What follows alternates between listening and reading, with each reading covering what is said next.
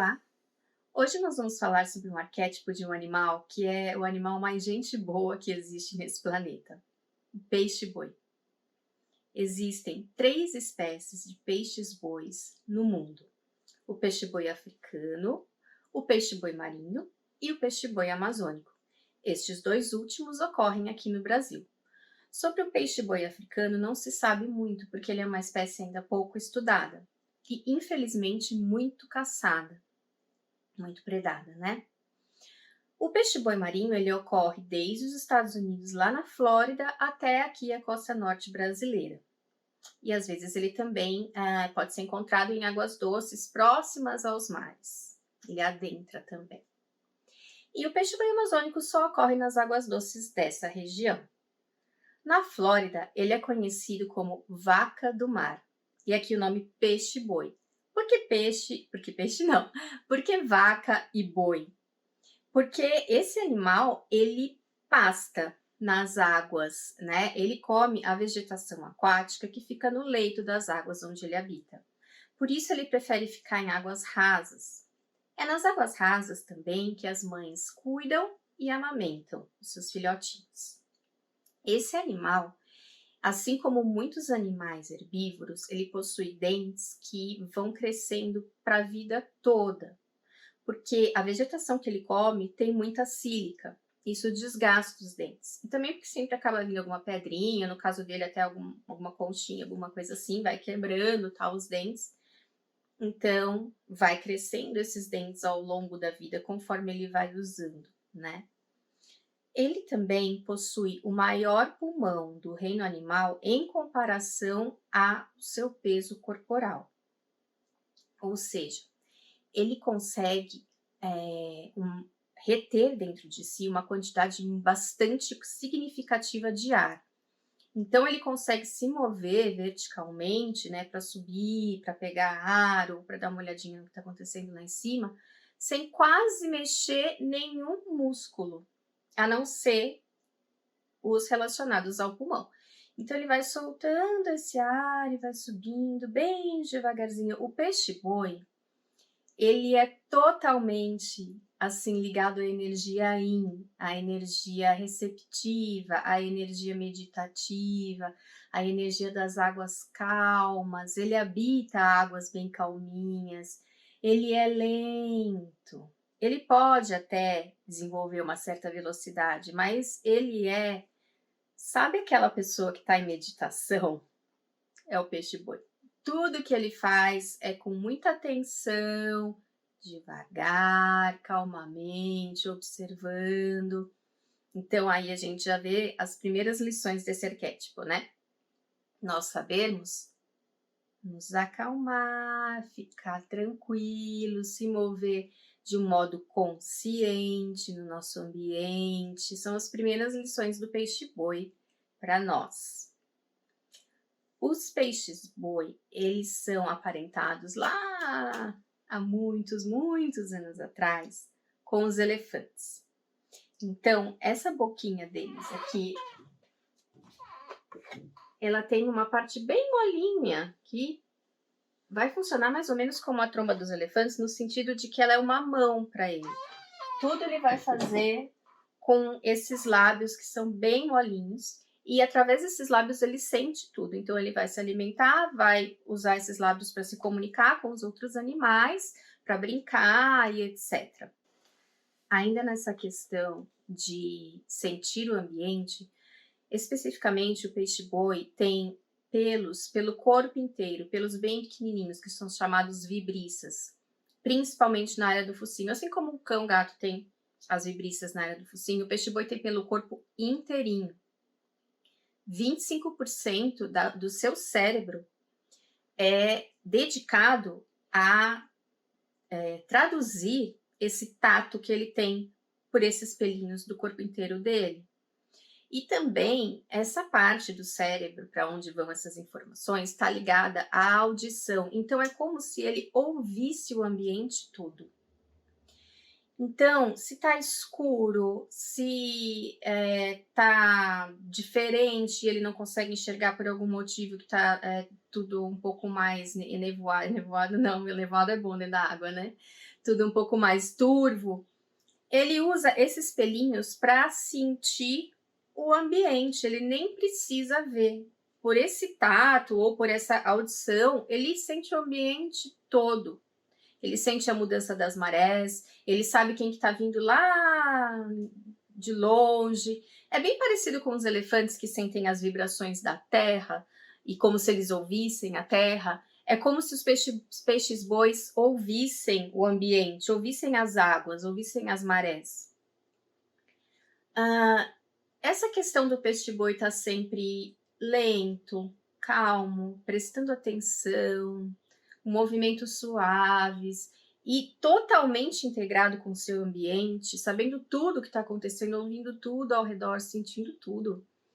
Ele lembra muito quando um ser humano está tentando praticar mindfulness, né? Que é você fazer aquela meditação que você fica no momento presente, tentando não prestar atenção aos seus pensamentos, e sim prestar atenção em tudo que está acontecendo ao seu redor, nesse momento. Então, todos os sons, tudo que está acontecendo dentro de você, o que você está sentindo, o seu tato, se está frio, se está calor, prestando atenção na sua respiração, estando no momento presente. Porque, na realidade, só existe o momento presente, né? Todos os nossos pensamentos sobre o passado são uma ilusão, porque o passado já passou, ele não está aqui, e se a gente fica pensando no passado, é como se a gente estivesse revivendo tudo que aconteceu no passado agora e trazendo para nossa cabeça todos esses sentimentos e sensações e impressões e fazendo com que o nosso corpo sinta tudo aquilo de novo, raiva, dor, medo, só que isso não está acontecendo aqui no presente, portanto é uma ilusão. Além de tudo, é uma interpretação do que aconteceu no passado que nós estamos fazendo agora, que por mais certa que seja, a gente não sabe realmente se a gente tem total certeza ou se a nossa memória está pregando algum truque na gente, a gente está prestando atenção só no que a gente quer. Se a gente pensar no futuro, o futuro nem chegou ainda, ele não existe. Então, às vezes, a gente fica ansioso, fica desesperado por algo que nem vai acontecer. E o que o peixe-boi traz pra gente é muito essa coisa de ficar no presente, presta atenção em tudo que está ao seu redor, como está ao seu redor, seja o observador do que está ocorrendo, né?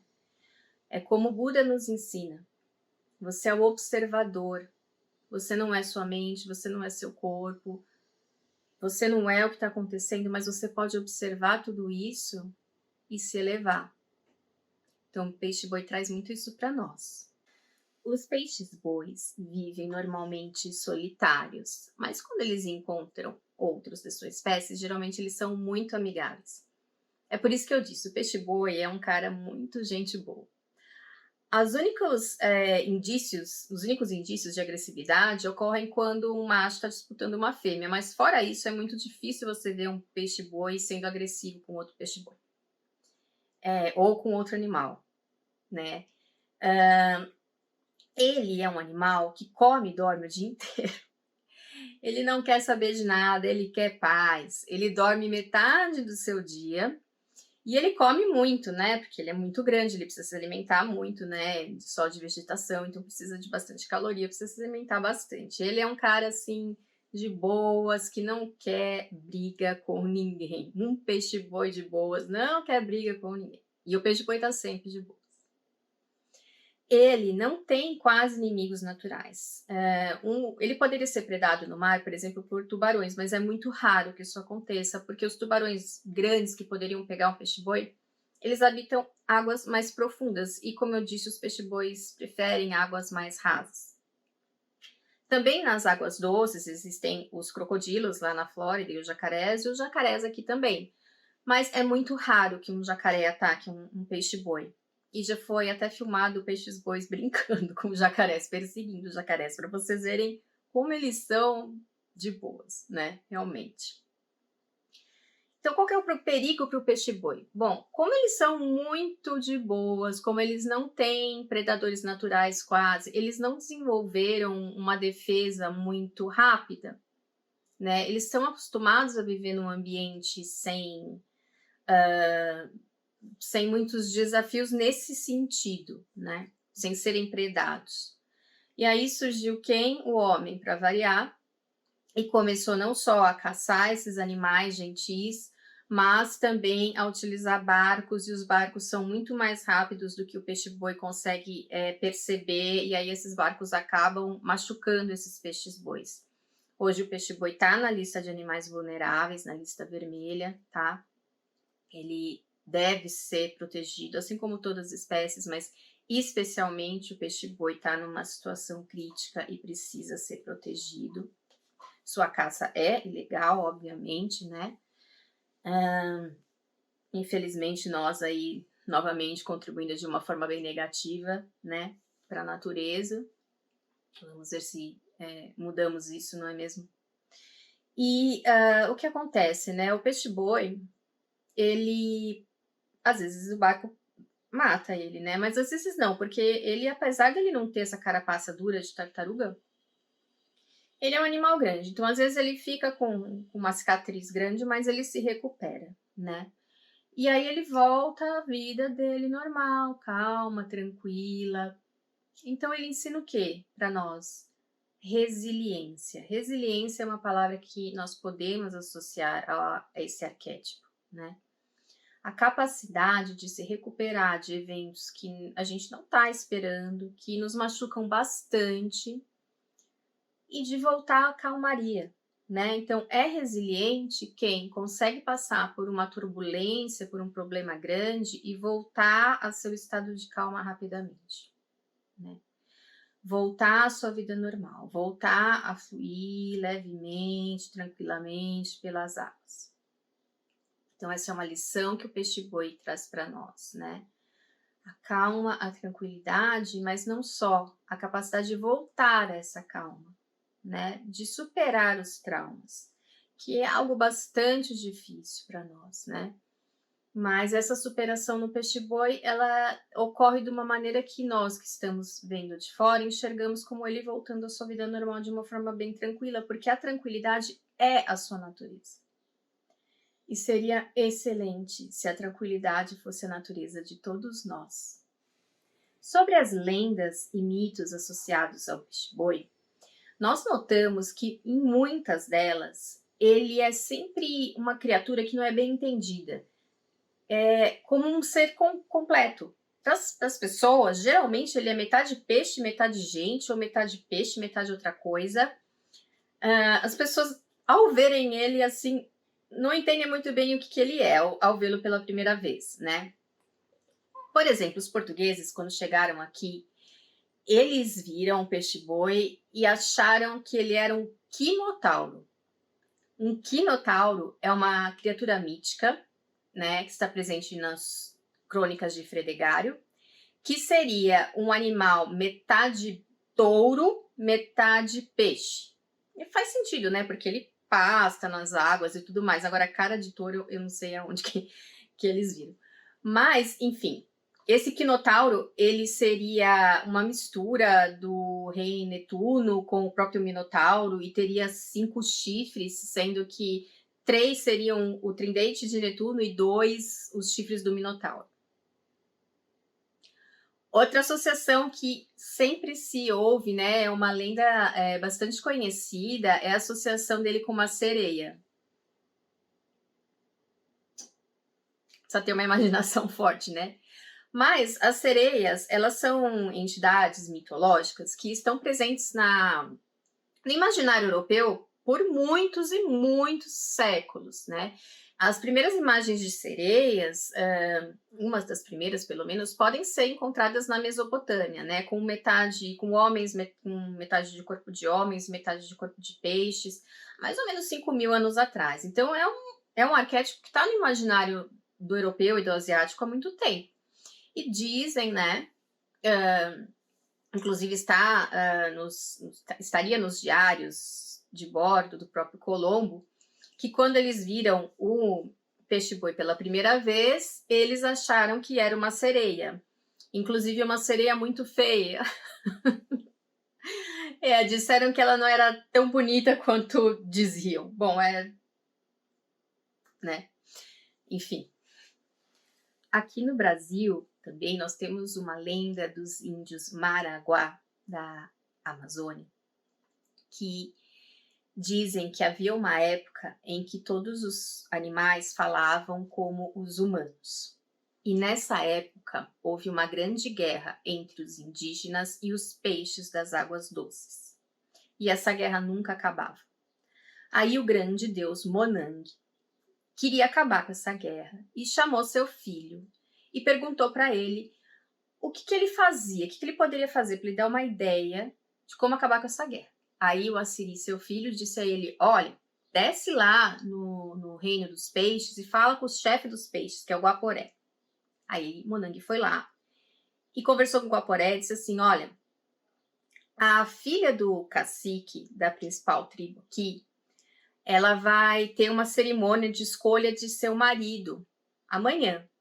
E eu quero que ela escolha você. Eu quero que você se transforme em um humano, que você vá para lá, para ela se apaixonar por você, porque daí vai acabar com essa guerra. Ela casa com um peixe, pronto. Homem e peixe não brigam mais. Aí o Guaporé falou, tá bom. Então, no dia seguinte, ele saiu do rio, se transformou em um humano e foi até a festa da Panambi, que era a indígena que ia escolher o seu marido. Entre muitas coisas, quando ele chegou lá, ela logo se apaixonou por esse indígena que ela nunca tinha visto, esse homem misterioso, e escolheu casar-se com ele. Mas aí o pai dela, o cacique, falou, mas eu não sei quem que é esse índio, não sei de onde ele vem, então você não pode se casar com ele. Aí ela ficou revoltadíssima e fugiu com o Guaporé. Passou a noite com o Guaporé nas águas do rio, né, próximo às águas do rio, e aí no dia seguinte o Guaporé virou peixe de novo e foi embora. E ela voltou para a aldeia. Só que ela estava grávida. E quando ela descobriu que ela estava grávida, ela fugiu novamente. Ela foi para as águas, se afundou nas águas e foi viver lá com o Guaporé. E é óbvio que nasceu, depois de um pouquinho de tempo, o primeiro peixe-boi e a guerra acabou. Então, mais uma vez, né, essa figura do peixe-boi metade humana, metade peixe. Em outra lenda dos Ticuna, também da Amazônia, o peixe-boi é relacionado com a festa da moça nova, que é uma tradição que quando a menina menstrua pela primeira vez, ela é isolada, passa 3 meses isolada sem poder ter contato com nenhum homem, apenas com as mulheres da sua família. E aí quando ela sai tem essa festa da moça nova. Então havia uma dessas meninas, né? E quando ela saiu, o pajé estava desconfiado de que ela não ficou direito na reclusão como ela deveria ficar e que ela estava se encontrando escondida com um outro menino da tribo. E aí, para castigá-los, né, por eles terem feito isso, o pajé pegou os dois, jogou no lago e jogou uma gramínea em cima deles, que é uma vegetação que os peixes-boi se alimentam, e enfeitiçou esse casal. Daqui um tempo, esse casal se transformou em 2 peixes-bois, é o casal primordial de peixes-bois. É muito interessante nessa questão, porque o peixe-boi é muito, muito sempre ligado a um humano, a uma sereia, algo assim. Faz a gente pensar por que ele tem esse fascínio, né? Exerce esse fascínio para as pessoas, né? Deve ser por causa dessa doçura dele, dos olhos dele, dessa calma, dessa tranquilidade, que as pessoas olham e veem que ali tem um ser de certa profundidade, assim, sabe? De coração. E que não pode ser um peixe. E também a gente tem que pensar que essas pessoas que habitam o interior da Amazônia, né? Ou que estão chegando em áreas onde os peixes-bois moram, nem sempre elas estão acostumadas a verem animais grandes que habitam as águas, né? Como cetáceos, por exemplo, como baleias, golfinhos. Os indígenas aqui provavelmente nunca tinham visto um golfinho. Então não sabiam que esse tipo de animal poderia existir, né? havia o boto cor-de-rosa, mas o boto cor-de-rosa também é uma coisa que eles entendem como meio humano, meio peixe. Às vezes ele se transforma em humano e tal. Então, a gente pensa sobre isso, né? Sobre esse fascínio que esse animal causou nas pessoas, a ponto delas acharem que ele era metade ser humano. Ele deve ter algo realmente muito especial dentro dele. Bem, esse foi o vídeo sobre o peixe-boi, né? Meu nome é Cássia Vaz, eu sou arqueóloga, sou especialista em relações simbólicas e também em comportamento animal. Faço desenhos de animais como esses daqui, arquetípicos, animais de poder. Por favor, entre em contato comigo no meu Instagram, caso vocês tenham interesse nessa arte. Até semana que vem com um novo animal.